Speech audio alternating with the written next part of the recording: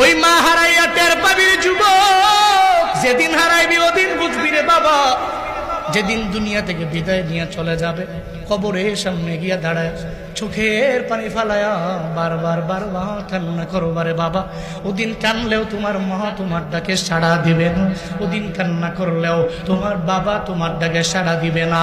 এই জন্য তো বারবার আবদার জানাই, তুমি যখন মা বাবারে হারাইবা তখন এদের কদরটা তুমি সুন্দর করেই বুঝতে পারবা, কোরায় গন্ডায় বুঝতে পারবা।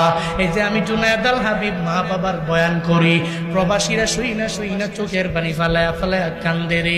গালফের এমন কোন রাষ্ট্র নয় যেই রাষ্ট্রের ভিতরে প্রবাসীরা আমাদের বয়ান শোনে না। বয়ান শুই না রাত গভীরে হোয়াটসঅ্যাপে টেলিফোন করে, বিভিন্ন জায়গায় যখন ডাইরেক্ট ডলারে ফোন করে, চোখের পানি ফালাইয়া তার মায়ের ব্যাপারে বলতে চায়, তার বাবার ব্যাপারে বলতে চায়, তার পরিবারের ব্যাপারে বলতে চায়।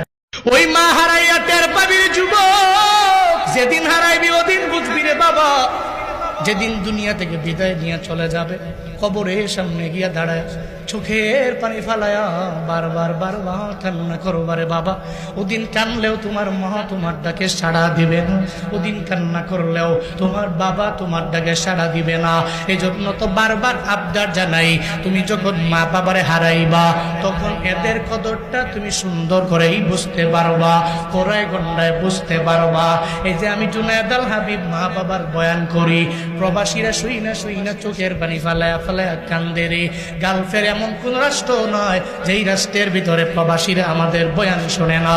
বয়ান শুই না রাত গভীরে হোয়াটসঅ্যাপে টেলিফোন করে, বিভিন্ন জায়গায় যখন ডাইরেক্ট ডলারে ফোন করে, চোখের পানি ফালাইয়া তার মায়ের ব্যাপারে বলতে চায়, তার বাবার ব্যাপারে বলতে চায়, তার পরিবারের ব্যাপারে বলতে চায়।